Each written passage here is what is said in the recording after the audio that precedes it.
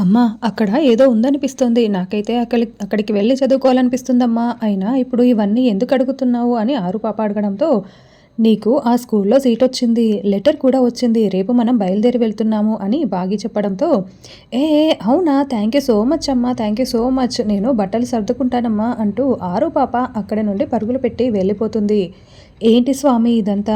ఇంకా నాది 2 ఏళ్ల అజ్ఞాతవాసం ఉంది. అమ్మో ప్రాణాల కోసం నేను ఇక్కడికి వచ్చేశాను. నీ జన్మ నక్షత్రంలోనే బుజ్జమ్మ పుట్టింది. మాకేమో ఇలాంటి కష్టాలు వచ్చాయి. ఇప్పుడు మేమక్కడికి వెళ్తున్నాము. భారమంతా నీదే తండ్రి అని బాగి కృష్ణయ్యకి మొరపెట్టుకుంటూ ఉంటుంది. పిల్లలందరూ భోజనం చేస్తూ ఉంటే చెంబా వడ్డిస్తూ ఉంటుంది. యాదమ్మ ఏంటి ఈ పప్పులో అసలు ఉప్పే లేదు అని అమ్ము అంటే, నాకీ కర్రీ ఇష్టం ఉండదని తెలుసు కదా ఎందుకిది చేశావు అని అంజు అరుస్తూ ఉంటుంది. అసలు నీకు వంట చేయడం వచ్చా? ఇదేమైనా వంటేనా? అసలు రుచి పచి ఏమీ లేదు అని ఆనంద్ ఆకాష్ కూడా అరుస్తూ ఉంటారు. అప్పుడే మనోహరి అక్కడికి వచ్చి, మీకు ఇష్టం ఉంటే తినండి లేకపోతే లేచి వెళ్ళిపోండి అంతే అని మనోహరి అంటుంది. ఏంటాంటీ మీరు మాకు సపోర్ట్ చేయకుండా యాదమ్మకి సపోర్ట్ చేస్తున్నారు అని అమ్ము నిలదీస్తూ ఉంటుంది. మీరు నలుగురున్నట్లు యాదమ్మకి 4 చేతులు లేవు. మీకు ఇష్టం వచ్చింది వండి పెట్టడానికి, మీకు రుచిగా పచిగా చేసి పెట్టడానికి అని మనోహరి అంటుంది. మిస్సమ్మ ఉన్నప్పుడు అన్నీ మాకు ఇష్టమైనవి మాకు అనుగుణంగా చేసి పెట్టేది అని అంజు అంటుంది. అయితే మిస్సమ్మ దగ్గరికే వెళ్ళిపోండి అని మనోహరి అంటుంది. మిస్సమ్మ ఇక్కడ లేదనే కదా అంటే మీరు ఇలా మాట్లాడుతున్నారు అని ఆనంద్ అంటే, అసలు మీరేమో ఎప్పుడు యాదమ్మని వెనకేసుకుంటూ తిరుగుతూ ఉంటారు. మాకసలు సపోర్టే చేయడం లేదు అని ఆకాష్ కూడా అంటూ ఉంటాడు. అసలు మిస్సమ్మ వెళ్ళిపోవడం, మీరు మా కేర్ టేకర్ అవ్వడం మా దురదృష్టం అని ఆకాష్ అనడంతో, ఏంటి నోర్లేస్తుంది అని మనోహరి అరుస్తూ ఉంటుంది. వెళ్ళి మీ నాన్నతో చెప్పనా అని మనోహరి అంటే, చెప్పండి చెప్పండి. మీరెప్పుడు మాకు వ్యతిరేకంగా మాట్లాడుతూ యాదమ్మకు కూడా మా గురించి పట్టించుకోకుండా ఎప్పుడు మీరు చెప్పిందే మీ వెనక తిరుగుతూ ఉందని మేము కూడా వెళ్ళి డాడీకి చెప్తాము అని అంజు అంటుంది. మనోహరి ఈ పిల్ల నీ కూతురే అనిపిస్తుంది. చూడు ఎలా మాట్లాడుతోందో. వద్దులే మనోహరి కొంచెం ఆగు అని మనోహరి చెంబ అంటుంది. చూడండి మనోహరి నా ఫ్రెండ్ కదా, ఈ పిల్ల మాటలు నాలానే అనిపిస్తుంది కానీ బుద్ధులన్నీ అరుంధతివే అని మనోహరి చెప్తుంది. అసలు ఇది ఫుడ్డేనా అని పిల్లలు అరుస్తూ ఉంటే మర్యాదగా నోరు మూసుకొని తింటారా లేదా అని మనోహరి అంటుంది. వెంటనే అంజు అమ్ము ఆకాష్ నలుగురు కూడా చేతులు కడిగేసుకుంటారు. అసలు మేము తినము, డాడీకి చెప్తారా?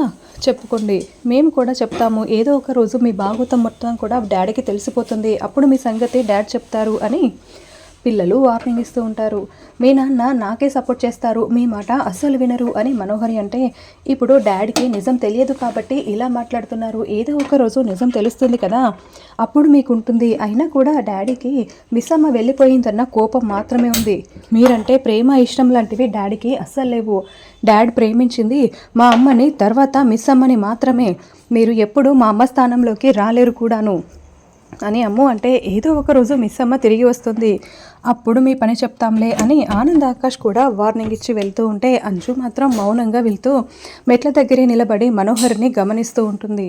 మనోహరి అమరేంద్ర వస్తున్నాడు అని చెంబా చెప్పడంతో, ఇప్పుడు అమర్ వస్తున్నాడు కదా, నా మీద ప్రేమ లేదని పిల్లలు చెప్పారు కదా, చూడు ఇప్పుడు ఏం చేస్తాను, అమర్కి నా పైన ఎంత ప్రేమ ఉందో నిరూపిస్తాను అని మనోహరి చెప్తూ చేతికి ఒక బ్యాండేజ్ కట్టుకుంటుంది.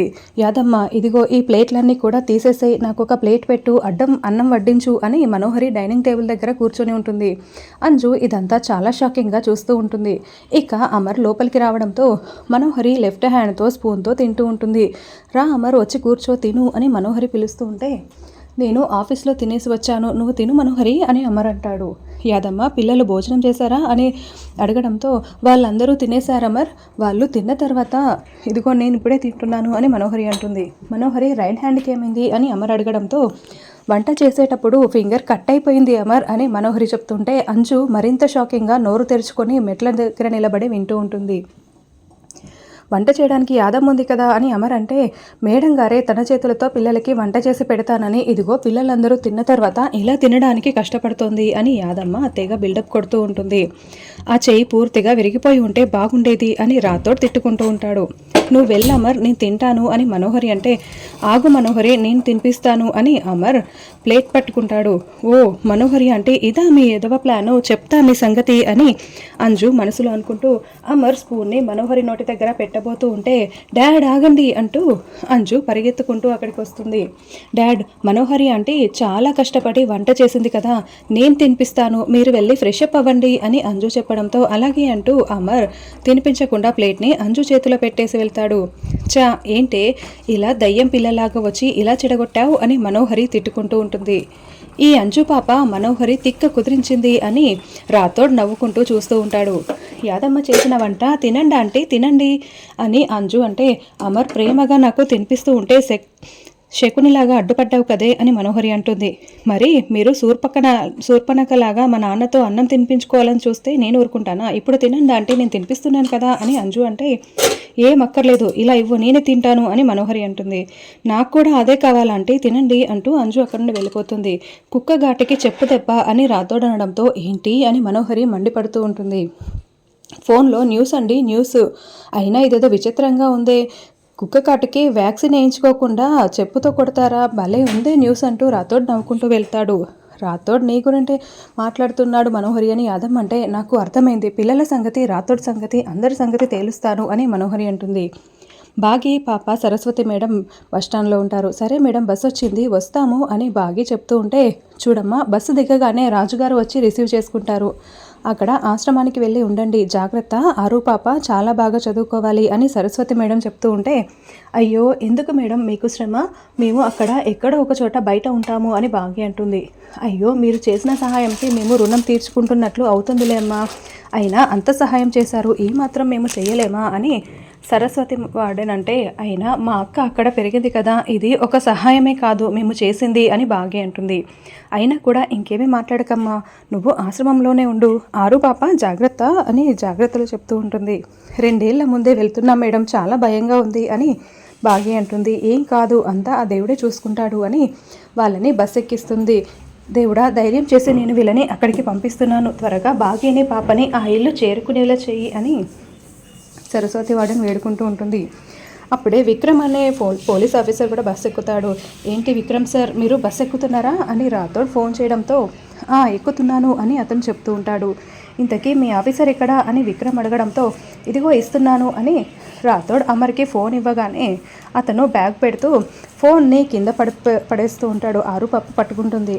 అంకుల్ మీరు బ్యాగ్ పెట్టండి, నేను ఫోన్ పట్టుకుంటాను అంతవరకు అని ఆరు పాప హలో అని పిలవగానే ఇక అమర్ చాలా ఎమోషనల్గా బాగి కడుపులో ఉన్నప్పుడు ఆరు పాప మాట్లాడిన మాటల్ని గుర్తు చేసుకుంటూ ఉంటాడు.